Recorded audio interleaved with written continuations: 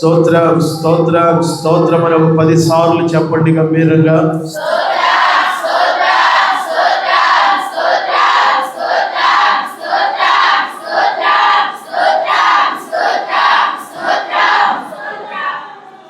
యేసయ్యా యేసయ్యా యేసయ్యా యేసయ్యా అని 10 సార్లు గంభీరంగా పలుకుతా.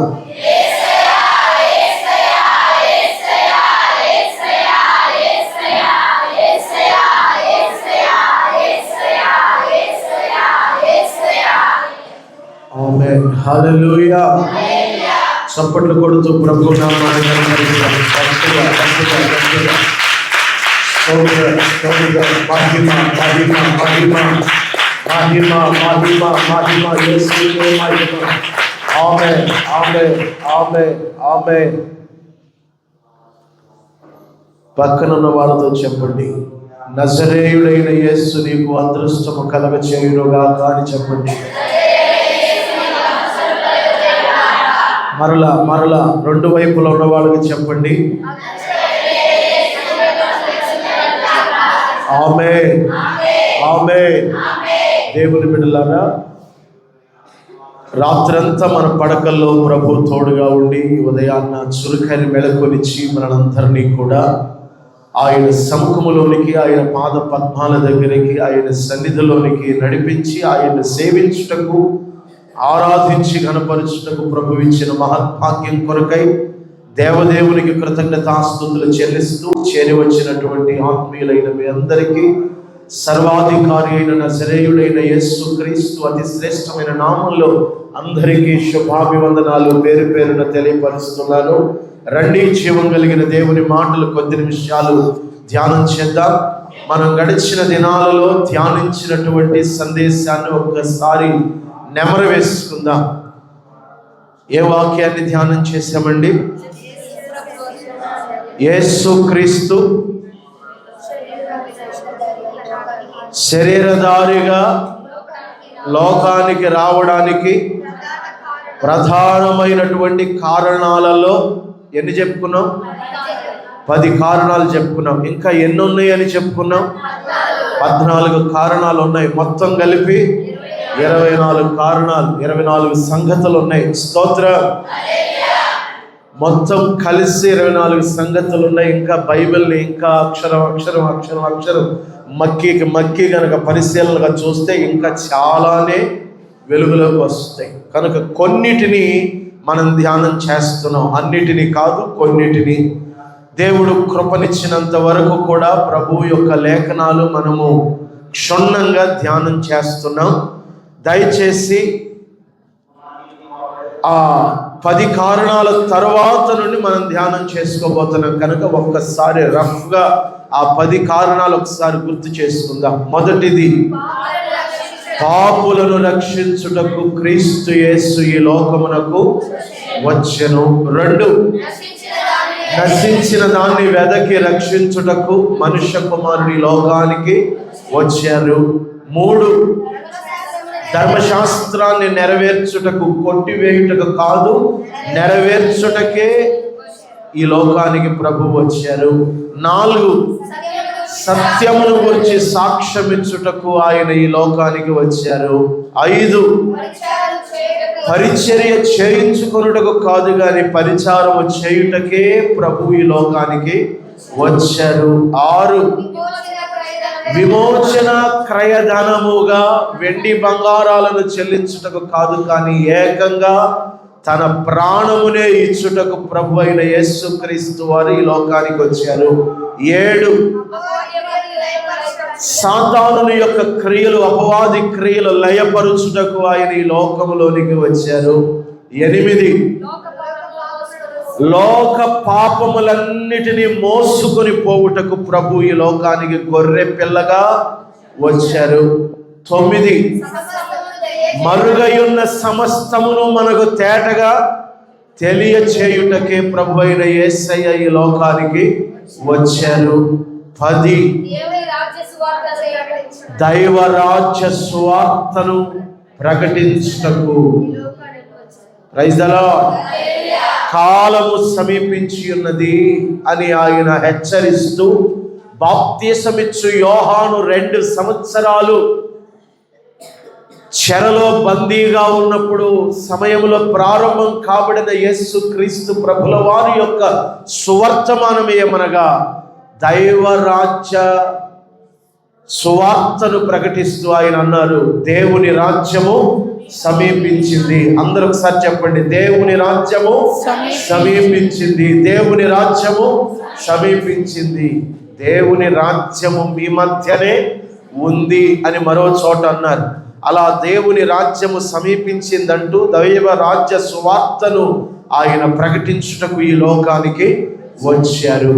ఇప్పుడు 11వ మాట యోహాను సువార్త 3వ అధ్యాయం 17వ వాక్యం. యోహాను సువార్త 3వ అధ్యాయము 17వ లేఖనము. లోకము తన కుమారుని ద్వారా రక్షణ పొందుటకే గాని తన కుమారుని ద్వారా రక్షణ పొందుటకే గాని లోకమునకు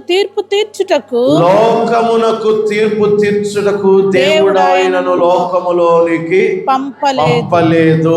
మరలా జాగ్రత్తగా ఆలకించండి. లోకము తన కుమారుని ద్వారా రక్షణ పొందుటకే గాని లోకమునకు తీర్పు తీర్చుటకు దేవుడు ఆయనను లోకములోనికి పంపలేదు. స్తోత్రం, హల్లెలూయా. దేవుని బిడ్డలారా, ప్రభు అయిన యేసు క్రీస్తు వారు మొదటి ఆగమనం మొదటి రాకడ దేని కొరకట? లోకమునకు తీర్పు తీర్చడానికి కాదట. మరి దేనికి? లోకమునకు రక్షణ కలుగ చేయుటకే తన కుమారుణ్ణి మొదటిసారిగా ఆయన ఈ భూమి మీదకి పంపించారంట. తీర్పు తీర్చడానికి ఆయన మరోసారి పంపిస్తారు, అది 2వ రాకడ. స్తోత్రం. ఆయన మొదటిసారి వచ్చినప్పుడు ఎలా వచ్చారు? ఆయన యేసుగా క్రీస్తుగా ఆయన ఈ లోకానికి వచ్చారు. 2 కలిసి యేసు క్రీస్తు ప్రభువుగా ఈ లోకానికి వచ్చారు. ప్రాంతాన్ని బట్టి ఆయన బెత్లెహేమీయుడుగా, నజరేతు వాడిగా, గలిలయునిగా ఆయన ఈ లోకంలో జన్మించారు. వంశావళిని బట్టి యోసేపు కన్య అయిన మరియలకు ఆయన జన్మించారు. స్తోత్రం. వంశావళిని బట్టి ఏ వంశ వృక్షంలో ఆయన జన్మించారు అంటే యోసేపు తల్లి అయిన మరియా, యోసేపునకు ప్రధానము చేయబడిన కన్యక తల్లి అయినటువంటి మరియ గారికి ఆయన జన్మించినట్లుగా మనం చూస్తున్నాం. ఆయన మొదటి రాకడ దేని కొరకై అంటే గ్రహించాలి లోకమంతా. ఆయన మొదటి రాకడ సర్వలోకానికి రక్షణను తెచ్చేదానికే, తీర్పు తీర్చేదానికి కాదు. కనుక మీరు లేఖనమంతా గమనించండి, ఆయన ఎక్కడా ఆయన తీర్పు తీర్చిన ఆనవాళ్ళు లేదు. ఆయన రక్షణను గురించే ఆయన ప్రకటిస్తూ వచ్చారు. దేవుని రాజ్య సువార్తను ప్రకటిస్తూ వచ్చారు. పరలోక రాజ్యము సమీపించి ఉన్నది అని ప్రకటిస్తూ వచ్చారు. స్తోత్రం, హల్లెలూయా. లోకాన్ని ముఖ్యంగా రక్షించడానికి ఆయన ఈ లోకానికి వచ్చారు. నశించిన దానిని వెదకి రక్షించుట కొరకు మనుష్య కుమారుడు ఈ లోకానికి వచ్చారు. ఆదాము మొదలుకొని ప్రభు అయిన యేసు క్రీస్తు వారు ఇంకో క్షణంలో పుడతారు అన్నదానికంటే ముందటి క్షణం వరకు కూడా మనుషులందరూ నశించిపోతున్నారు. యేసు క్రీస్తు ప్రభు వారు జన్మించిన తరువాత కూడా ఇంకా మరికొందరు మనుష్యులు నాశనానికి జోగి వెళుతున్నారు. ఎవరు వాళ్ళు అంటే ప్రభు అయిన యేసయ్యను స్వరక్షకునిగా హృదయపూర్వకంగా అంగీకరించని వాళ్ళు. స్తోత్రం, హల్లెలూయా. ఎందరూ ఆయన అంగీకరిస్తారో దేవుడట లోకమును ఎంతో ప్రేమించాడంట. లోకమనగా ఒక కవి అన్నాడు, దేశమనగా మట్టి కాదు, దేశమనగా మనుష్యులో. ఏంటంట? దేశం అంటే మట్టి కాదంట, దేశం అంటే మనుష్యులోయ్ అని చెప్పి పలికాడు ఒక కవి. కనుక ఈ సర్వలోకము అని పలికినప్పుడు మనం వెంటనే గ్రహించాలి, లోకములో ఉన్న సర్వ మానవాళి కొరకు ప్రభు అయిన యేసు క్రీస్తు వారు తన ప్రాణాన్ని త్యాగం చేసి లోకాన్ని రక్షించుట కొరకు వచ్చాడు.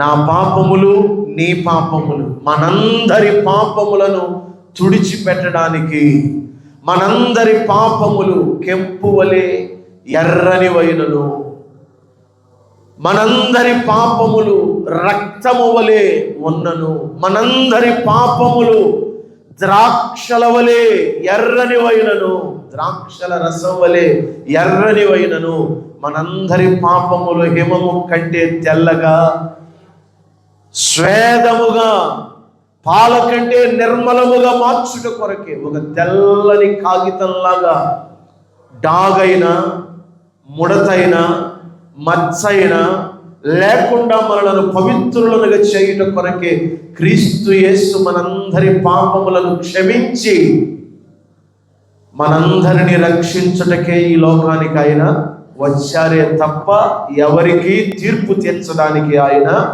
రాలేదు. స్తోత్రం. ఆయన అలా వచ్చారు గనుకనే ఆయన ఎంచుకున్న వాహనం ఏ వాహనం? గుర్రం కాదు, ఒంటె కాదు, ఏనుగు అంతకంటే కాదు. ఆయన ఎంచుకున్న వాహనము కడు దయనీయ స్థితిలో ఉన్నటువంటి వాహనం. ఒక వ్యక్తి గుర్రం మీద వస్తూ ఉంటే దానికి అర్థం వేరుగా ఉంటుంది. అతడు యుద్ధానికి వస్తున్నట్లు అర్థం. ఒక వ్యక్తి గాడిద మీద వస్తూ ఉంటే దానికి అర్థం సమాధానంగా వస్తున్నట్లు అర్థం. స్తోత్రం. నీ రాజు ప్రవక్తలు ప్రవచనాల ద్వారా ప్రవచించిన లేఖనాలు గ్రంథంలో గ్రంథస్థం చేయబడి ఉన్నాయి కదా. నీ రాజు సాత్వికుడు, దీనుడై గాడిదను భారవాహక పశువు పిల్లనికి నీ యొద్దకు వస్తున్నాడు. స్తోత్రం. ఆయన సమాధానపు రాజు, ఆయన నీతికి రాజు కనుక ఆయన వస్తా ఉన్నది. ఎలాగొస్తున్నాడట? ఎలా వస్తున్నాడట? సమాధానంగా వస్తున్నాడు, దీనుడుగా వస్తున్నాడు. కనుక లోకమును రక్షించడానికి వచ్చే రాజు, రాజులకు రాజు, ప్రభువులకు ప్రభువు గాడిద మీద ఆసీనుడై ఆయన ప్రయాణించి వస్తున్నాడు. ఎలా వస్తున్నాడట? సమాధానంగా. అందుకే లోకమును రక్షించుటకే ఆయన పంపబడిను గాని లోకమునకు తీర్పు తీర్చుటకు దేవుడు ఆయనను పంపలేదు అని వ్రాయబడింది. 12వ మాట యోహాను సువార్త 6వ అధ్యాయం 39వ వచనం. 38వ వచనం ఏముంది? నా ఇష్టమును నెరవేర్చుకొనుటకు నేను రాలేదు. ఇదండి మాట. నా ఇష్టమును నెరవేర్చుకొనుటకు నేను రాలేదు, నన్ను పంపిన వాని చిత్తము నెరవేర్చుటకే పరలోకము నుండి దిగి వచ్చి తిని. స్తోత్రం. దేనికి వచ్చారంట? మన ప్రభు అయిన యేసయ్య. ఇందక్కడ మనం చెప్పుకున్నాం, సర్వలోకాన్ని రక్షించుటకు. 12వ మాటగా ఆయన అంటారు, తండ్రి చిత్తమును నెరవేర్చుటకే ఆయన ఈ లోకానికి వచ్చారంట. మనం ప్రార్థన చేస్తూ ఉంటాం, పరలోకమందున్న మా తండ్రి, ఆహా మీ చిత్తము పరలోకమందు నెరవేరుచున్నట్లుగా భూమి యందు కూడా నెరవేరునుగాక అని ప్రార్థన చేస్తున్నాం. కానీ దేవుని చిత్తము పరలోకంలో నెరవేరుతున్నలాగున భూమి మీద నెరవేర్చుటకు మనం సిద్ధంగా ఉన్నామా? మనల్ని మనం దేవునికి అప్పగించుకోగలుగుతున్నామా? పానార్పణముగా దేవుని సన్నిధిలో పోయబడగలుగుతున్నామా? ప్రార్థన అయితే చేస్తాం. ఏమని? నీ చిత్తము పరలోకమందు నెరవేరుచున్నట్లుగా భూమి మీదను నెరవేరాలి అని. కానీ కుమారుడైన యేసుక్రీస్తు ప్రభుల వారు మాత్రం ఈ భూమి మీదకి నరావతారిగా జన్మించిన కారణం మాత్రం తండ్రి చిత్తమును భూమి మీద నెరవేర్చుటకే. చెప్పండి చెప్పండి అందరూ. కుమారుడైన యేసుక్రీస్తు ప్రభు వారి లోకములో పుట్టిన కారణము ఏంటంట? తండ్రి చిత్తం నెరవేర్పు. బిగ్గరగా చెప్దాం, తండ్రి చిత్తము ఈ భూమి మీద నెరవేర్చడానికి ఆయన పుట్టాడంట. చెప్పండి ఒకసారి. తండ్రి చిత్తం భూమి మీద నెరవేర్చుటకై. మరి నువ్వెందుకు పుట్టావు? చెప్పండి జవాబు. మరి నువ్వెందుకు పుట్టావు? నేనెందుకు పుట్టాను? మనం పుట్టింది కోటాలో బియ్యం పుచ్చిపోతాయని కాదు. స్తోత్రం. మనం పుట్టింది లోకాన్ని ఉద్ధరించడానికి కాదు. మనం పుట్టింది మన కుటుంబాన్ని మాత్రమే ఉద్ధరించేదానికి కాదు. మనం పుట్టింది దేవుని చిత్తము ఈ భూమి మీద నెరవేర్చడానికి. దేవునికి పిల్లలుగా మనం పుట్టాం. లోకం దృష్టికి మన తల్లిదండ్రులకు మనం పుట్టాం, బానే ఉంది. అది లోకపు ఆనవాయితీ, లోకపు పిలుపు. పరలోకమందు మనకు తండ్రి ఉన్నాడు. స్తోత్రం. మన తల్లిదండ్రులకు, మనకు, మన తల్లిదండ్రులకు, వాళ్ళ తల్లిదండ్రులకు అందరినీ పుట్టించిన వాడు ఎక్కడున్నాడు? పరలోకమందు ఉన్నాడు. గట్టిగా చెప్పండి. పక్కనున్న వాళ్ళ వైపు తేరి చూసి చెప్పండి, పరలోకమందు ఉన్నాడని చెప్పండి. మన తండ్రి, మన తండ్రికే తండ్రి, ఆ తండ్రికే తండ్రి ఎక్కడున్నాడు? పరలోకమందు ఉన్నారు. ఈ యావత్ భూమి మీద నివసిస్తున్న ప్రతి మానవాళిని పుట్టించినటువంటి పరమ తండ్రి పరలోకంలో ఉన్నాడు. తండ్రి కన్న తండ్రి బిడ్డ మాట వినకపోతేనే ఎంతో కుమిలిపోతాడు. తన మాట విననందుకే కన్న తల్లి మదన పడిపోతా ఉంటుంది. పరలోకపు తండ్రి మాట ఏ రోజైనా నువ్వు విన్నావా? ఆ తండ్రి చిత్తం ఈ భూమి మీద నెరవేర్చడానికి కనీసం లేశమాత్రం ప్రయత్నాలు చేశావా? ఒక్క రోజైనా ప్రభువా నీ చిత్తం ఏమిటో నాకు బయలుపరచయ్యా, నీ చిత్తాన్ని ఈ భూమి మీద నెరవేర్చడానికి నేనున్నా అని ఏ రోజైనా ప్రభువుకి మాట ఇచ్చావా? మన ప్రపంచం ఏంటో మన ప్రపంచం, మన జీవితం ఏంటో మన జీవితం అలా ముందుకు కొనసాగిపోతూ ఉంది. ఉదయం అవుతుంది, రాత్రి అవుతూ ఉంది, కాలచక్రం సహజంగానే తిరిగిపోతూ ఉంది. ఋతుచక్రాలు వెళ్ళిపోతానే ఉన్నాయి. సూర్యుడు ఉదయిస్తున్నాడు, సాయంకాలానికి అస్తమిస్తున్నాడు. చంద్రుడు వస్తున్నాడు, మరలా ఉదయాన్న కనుమరుగైపోతున్నాడు. సృష్టి యావత్తు సీజన్ సైకిల్ అలా కొనసాగి వెళ్ళిపోతా ఉంది. కానీ మనుషుల్లో మాత్రము మార్పు లేదు. మారినట్టే మారుతున్నారు, పొందినట్టే పొందుతున్నారు. మారు మనస్సు, అది మాయ మనస్సో తెలియటం లేదు, మారు మనస్సో తెలియటంలా. లోకంలో కార్యకలాపాలు లోకంలోనే జరిగిపోతున్నాయి. దేవుని దగ్గర జరిగే కార్యక్రమాలు దేవుని దగ్గర జరిగిపోతున్నాయి. ఎలాంటి ఆత్మీయ జీవితాలు చేస్తూ ఉంటే తీర్పు ఒక రోజున ఖచ్చితంగా తప్పదు. మనం పుట్టింది ఈ లోకములో ఉన్న తల్లిదండ్రుల అభీష్టాన్ని నెరవేర్చడానికి కాదు. మనం పుట్టింది మన ఇచ్చలు నెరవేర్చుకోవడానికి కాదు. మనం పుట్టింది మన కలలు సార్థకత చేసుకోవడానికి కాదు. మనం పుట్టింది మన ఆశలు ఫలింపజేసుకోవడానికి కాదు. మనం పుట్టింది పరలోకమందున్న తండ్రి చిత్తాన్ని ఈ భూమి మీద నెరవేర్చుటకు. గట్టిగా చప్పట్లు కొట్టి ప్రభు నామాన్ని మహిమపరచండి. ఆమేన్.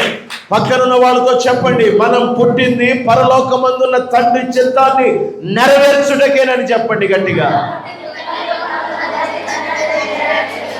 ఇది క్లియర్ అయిపోయింది కదా. తండ్రి చిత్తం ఏంటో తెలుసుకోవాలి. అడుగడుగున తండ్రి చిత్తం చేస్తూ వెళ్ళాలి. మళ్ళా తండ్రి చిత్తం చేయాలంటే కొంచెం కష్టతరంగా అనిపించవచ్చు, మనకు అనుకూలంగా ఉండకపోవచ్చు, నీకు ఆనందాన్ని కూడా కలిగించకపోవచ్చు. అయినా తండ్రి చిత్తాన్ని నీవు ఎప్పుడైతే చేస్తావో, ఒక ప్రవక్తను ప్రభు పిలిచి వేశ్యను పెండ్లాడమని చెప్పాడు. కష్టమా? సులువైన సంగత? ఎందుకురా, బంగారంలాగా మంచి పిల్లను చూసి పెళ్లి చేస్తాం కదా, వేశ్యను పెళ్లి చేసుకోవటం ఏంట్రా అని తలో ఒక ముట్టికాయ వేస్తున్నారు ఇంట్లో వాళ్ళు. తల్లి, తండ్రి, అన్న, తమ్ముడు, అక్క, చెల్లెళ్ళు. అయినా చెప్పింది ఎవరు? దేవుడు. కొంచెం బిగ్గరగా చెప్పండి. దేవుడే. ఎవరా ప్రవక్త? హోషయా. హోషయా. మీ బైబిల్లో, ప్రతి ఒక్కరి బైబిల్లో ఆ ప్రవక్త పేరిట ఒక పుస్తకం రాయబడింది. హోషయా ప్రవక్తకి చెప్పాడు, నీవు వెళ్ళి ఆ వేశ్యను వివాహం చేసుకోమని. కష్టమా? తేలిక? అచ్చ తెలుగులో మళ్ళా అడుగుతున్నా, కష్టమా తేలిక? పోన్లే, ఇష్టమా కష్టమా? ఎలాగుంటుంది? వేశ్యని వివాహం చేసుకోవడం ఇష్టంగా ఉంటుందా కష్టంగా ఉంటుందా? మరి కష్టమైన హోషయ ప్రవక్త ఏం చేశాడు? దేవుడు చెప్పిందే చేశాడు. మరలా చెప్తున్నా, దేవుడు చెప్పిందే చేశాడు. స్తోత్రం, హల్లెలూయా. ఏ దేశములైతే తనను చంపడానికి వెతుకుతున్నారో ఆ దేశానికే వెళ్ళమని హోరేబు పర్వతం మీద ప్రవక్తతో దేవుడు చెప్పాడు. ఇష్టంగా వెళ్తాడా కష్టంగా వెళ్తాడా? ప్రాణం ఉంటుందో ఊడుతుందో కూడా తెలియని స్థితి, గ్యారంటీ లేని బ్రతుకు. కష్టంగానే వెళ్తాడు, కానీ ఇష్టంగానే వెళ్ళాడు. చెప్పింది ఎవరు? దేవుడు. దేవుని చిత్తం ఈ భూమి మీద జరిగించినటువంటి మహనీయులలో హోషయ ప్రవక్త ఒకరు, మోషే ప్రవక్త మరొకరు. స్తోత్రం. ఇదిగో అబ్రామా, నీ తండ్రి ఇంటిని, నీ బంధుజనులను, నీ స్వదేశాన్ని నీవు విడిచి నేను నీకు చూయించిన దేశమునకు నువ్వు వెళ్ళాలి అన్నాడు. అతని బిజినెస్ విడిచిపెట్టాడు, తన తండ్రి ఇంటిని విడిచిపెట్టాడు, తన కలిగిన స్థిరాస్తులను విడిచిపెట్టాడు. చరాస్తులంటే మూవబుల్, అంటే కదిలించుకొని తీసుకొని వెళ్ళగలిగినవి. ఏంటవి? పశువులు, ధనము, వెండి, బంగారము, వస్తువులు, వాహనాలు తీసుకుని వెళ్ళొచ్చు. వాటిని చరాస్తులు అంటారు. స్థిరాస్తులు అంటే వాటిని ఎక్కడికి కదిలించలేని ఇళ్ళు, స్థలాలు, పొలాలు వగైరా. అలాంటి వాటిని ఎక్కడికి తీసుకుని వెళ్ళలేదు.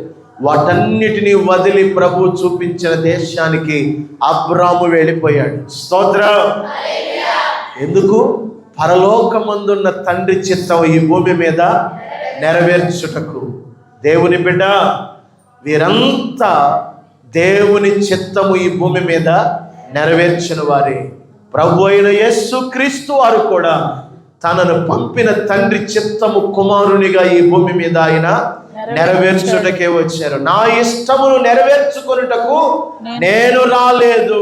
ఆయన కుమారుడై ఉండి కూడా అతను చెప్తున్న మాట, నా ఇష్టమును నెరవేర్చుకొనుటకు నేను ఈ భూమి మీదకి రాలేదు, నన్ను పంపిన వాని చిత్తము నెరవేర్చుటకే పరలోకము నుండి దిగి వచ్చి తిని అన్నాడు. స్తోత్రం.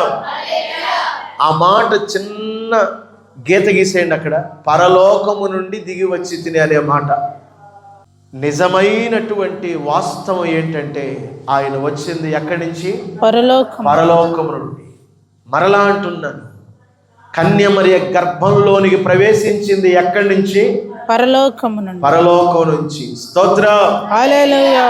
మనుషులందరూ పుట్టినట్లుగా ఒక కణం గర్భాన పడితే పుట్టినటువంటి వాడు కాదు నా ప్రభు అయిన యేసయ్య. చప్పట్లు కొట్టి ప్రభు నామాన్ని మహిమపరచండి. ఆమె పరిశుద్ధాత్మ ద్వారా పరలోకము నుండి తల్లి అయిన కన్య అయిన మరియ గర్భాన ఉంచబడిన వాడు. చాలా మంది అంటారు, అప్పుడప్పుడు ఆ తుఫాను వచ్చింది, అప్పుడు పడ్డాడు వీడు కడుపున. ఏమంటా ఉంటారండి? అంతే కదా, గుర్తులు, మొద్దు గుర్తులు చెప్పుకుంటూ ఉంటారు. అప్పుడెప్పుడో ఎన్టీ రామారావు ముఖ్యమంత్రి అయ్యారు చూడండి, అప్పుడు పడ్డాడు వీడు కడుపున. అప్పుడెప్పుడో రాజశేఖర్ రెడ్డి మొట్టమొదటిసారిగా ముఖ్యమంత్రి అయ్యాడు చూడండి, అప్పుడు పడ్డాడు వీడు కడుపున అని చెప్పుకుంటా ఉంటారు. నా ప్రభు అయిన యేసయ్య కడుపున పడ్డవాడు కాదు, ఆయన పరలోకము నుండి దిగి వచ్చినవాడు. ఎవరు అడిగినా మీరు చెప్పాల్సిన సమాధానం ఇదే. వితండవాదులకు, వితర్కవాదులకు, మతోన్మాదులకు అర్థం కాని, గ్రాహ్యం కాని నగ్న సత్యం ఏంటంటే ఆయన పరలోకము నుండి దిగి వచ్చాడు. ఆయనే చెప్తున్నాడు, దిగి వచ్చాను అని. స్తోత్రం. మన కొరకు ఆయన ఒక మెట్టు, గట్టిగా చెప్పండి, మన కొరకు ఆయన ఒక మెట్టు దిగి వచ్చాడు. జక్కయ్యా, నేడు నీ ఇంట నేను ఉండవలసి ఉంది, చెట్టు దిగిరా. మనల్ని కూడా ఆయన అడుగుతున్నాడు, నేను ఒక మెట్టు దిగి వచ్చాను కదా, ఎందుకంత బెట్టు? నువ్వు కూడా ఒక మెట్టు దిగి రావచ్చు కదా అని ప్రభు మనల్ని అడుగుతున్నాడు. ఆయన ఒక అడుగు వేశాడు, మనం మరో అడుగు వేయాలి. ఆయన 2 అడుగులు వేశాడు, మనం 3 అడుగులు వేయాలి.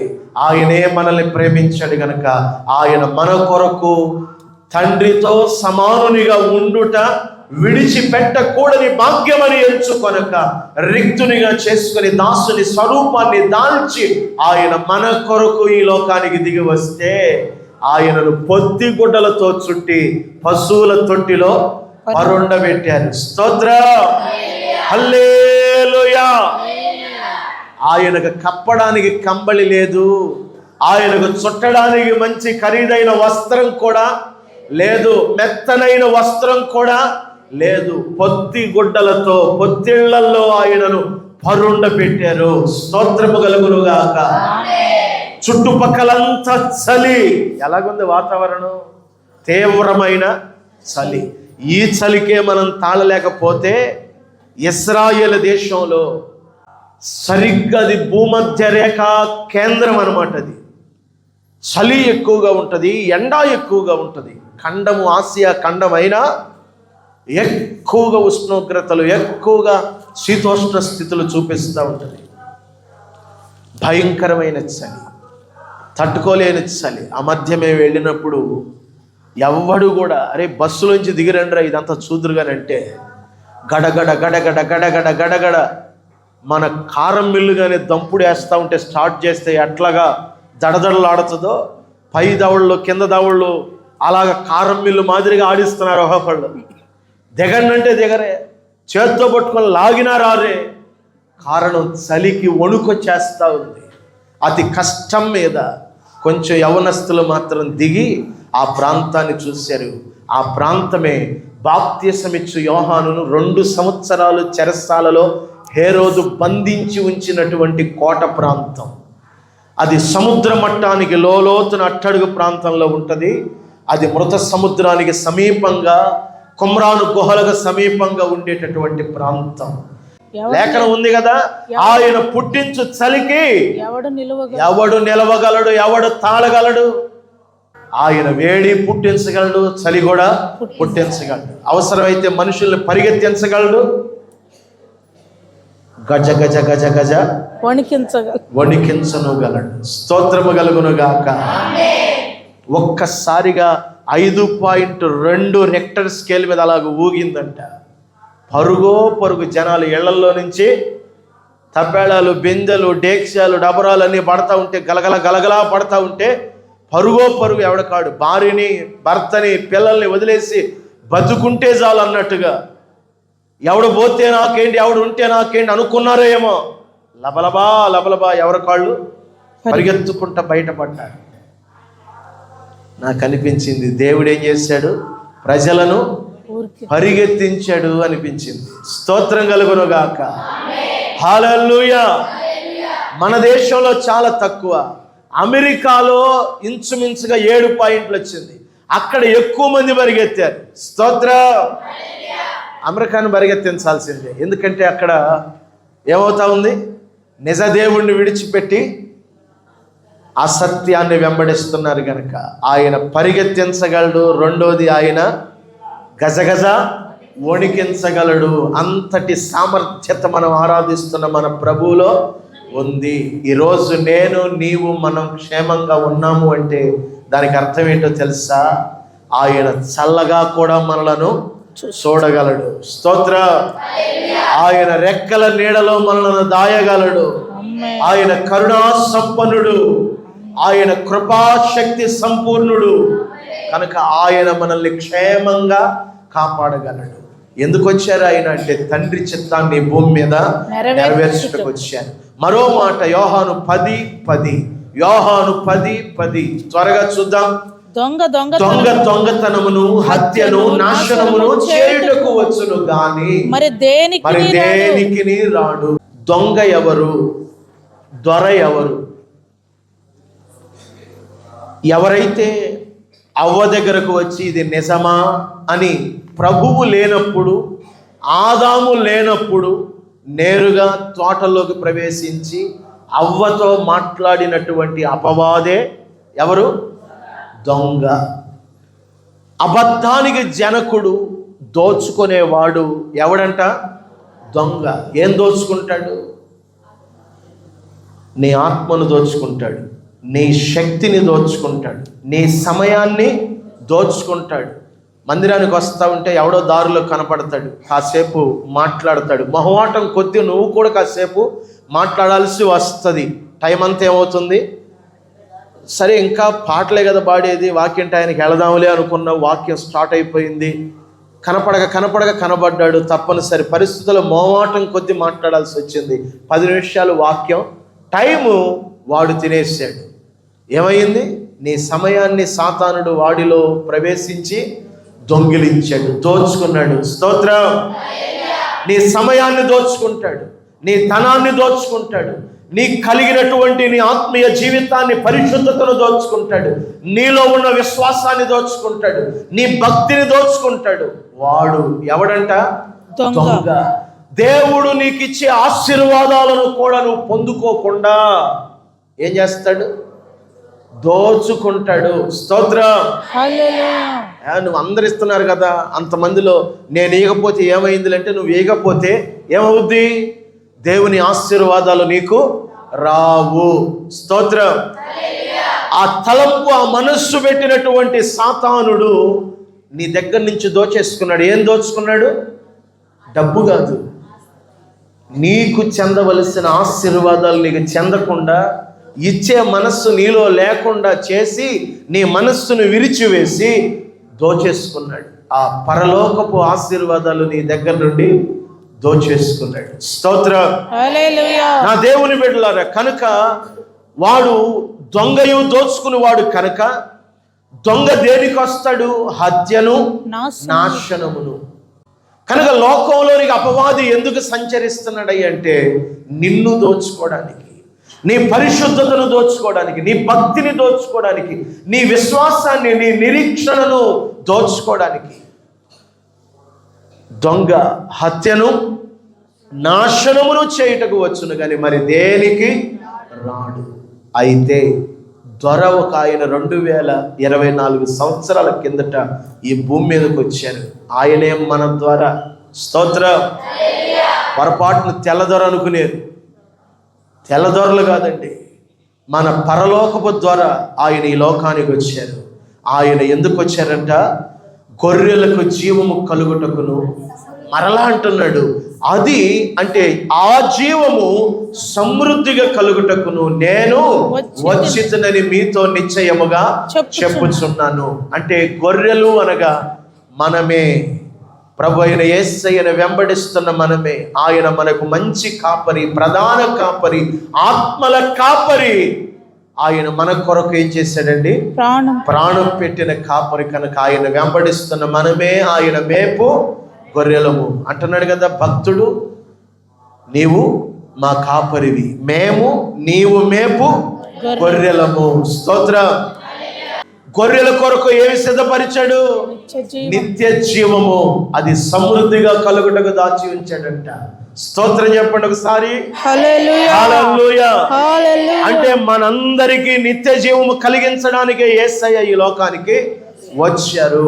మరొక మాటను మనం చూస్తే 14వ మాట, యోహాను సువార్త 10వ అధ్యాయం 11 నుండి 18 వచనాల వరకు చూసినట్లయితే, చదవద్దు కానీ, నేను గొర్రెలకు మంచి కాపరిని, మంచి కాపరి గొర్రెల కొరకు తన ప్రాణము పెట్టును. ఆయన ఈ లోకానికి వచ్చిన మరో కారణం, 14వ కారణం, మన కొరకు తన ప్రాణాన్ని పెట్టుటకే వచ్చారు. 15వ మాట, యోహాను సువార్త 17వ అధ్యాయం 18, 19 వచనాలు చూస్తే, నీవు నన్ను లోకమునకు పంపిన ప్రకారము నేనును వారిని లోకమునకు పంపితిని, వారును సత్యమందు ప్రతిష్ఠ చేయబడినట్లు వారి కొరకై నన్ను ప్రతిష్ఠ చేసుకొనుచున్నాను. స్తోత్రం. హల్లెలూయా.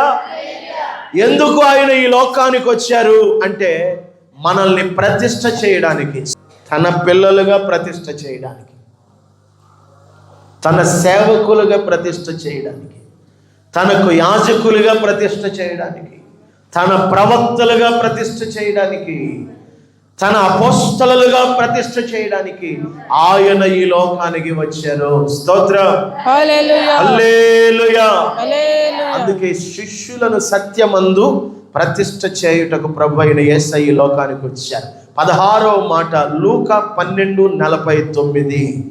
నేను భూమి మీద అగ్ని వేయ వచ్చి తిని అది ఇదివరకే రగులుకొని మండవలనని ఎంతో కోరుచున్నాను. ఆయన భూమి మీద అగ్ని వేయడానికి వచ్చారంట. స్తోత్రము కలుగును గాక.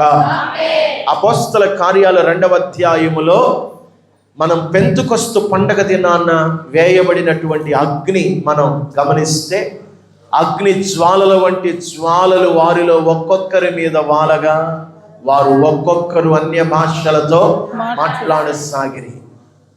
ప్రవక్త అయినటువంటి యోహాను, బాప్తిసం ఇచ్చే యోహాను అంటున్నారు, నా వెనుక వచ్చువాడు నాకంటే శ్రేష్ఠుడు, నేను నీటితో బాప్తిసం ఇస్తాను, ఆయన అగ్నితోనూ పరిశుద్ధాత్మతోనూ బాప్తిస్మం ఇవ్వగలడని.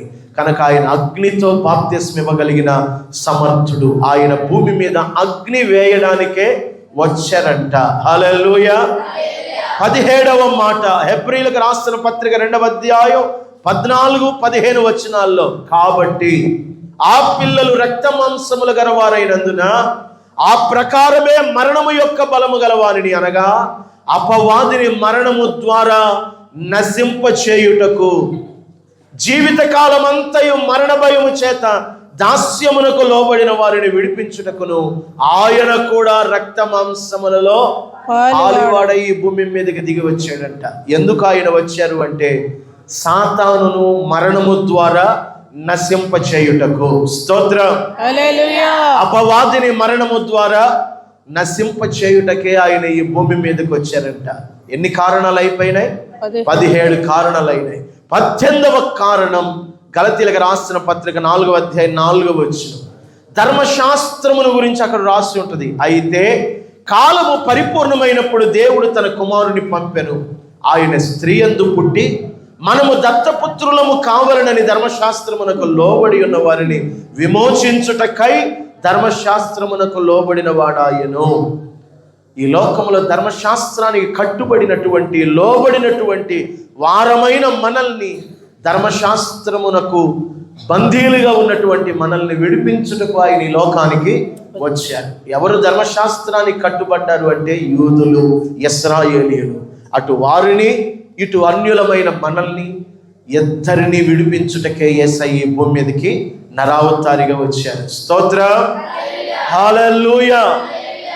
19వ మాట 1 తిమోతి 2వ అధ్యాయం 5వ వాక్యం. మధ్యవర్తిత్వము చేయడానికి ఆయన వచ్చాడు. దేవుడు ఒక్కడే, దేవునికి నరులకు మధ్యవర్తియు ఒక్కడే, ఆయన క్రీస్తు యేసును నరుడు. హెబ్రీ 9:15 కూడా ఉంటుంది. ఆ హేతువు చేత మొదటి నిబంధన కాలములో జరిగిన అపరాధముల నుండి విమోచన కలుగుటకై ఆయన మరణము పొందినందున పిలువబడిన వారు నిత్యమైన స్వాస్యమును గుర్చిన వాగ్దానము పొందు నిమిత్తము ఆయన కొత్త నిబంధనకు మధ్యవర్తి అయ్యాడంట. ఆయన తండ్రి అయిన దేవునికి, నరులమైన మనకి మీడియేటర్గా, మధ్యవర్తిగా, రాయబారిగా, అంబాసిడర్గా ఆయన లోకానికి దిగి వచ్చారు. స్తోత్రం చెప్పండి గట్టిగా, హల్లెలూయా. 20వ కారణం రోమీయులకు రాసిన పత్రిక 8వ అధ్యాయం 1వ వచనం. 20వ కారణం, 20వ కారణం. ఇంకొక 4 కారణాలే ఉంది. 20వ కారణం, కాబట్టి ఇప్పుడు క్రీస్తు యేసునందున్న వారికి ఏ శిక్షావిధి లేదు. అంటే యేసయ్య ఈ లోకానికి వచ్చిన ప్రధానమైన కారణం శిక్ష నుండి తన పిల్లల్ని తప్పించుట కొరకు, ధర్మశాస్త్ర శిక్షల నుండి మనలను తప్పించుటకు. స్తోత్రము కలుగునుగాక.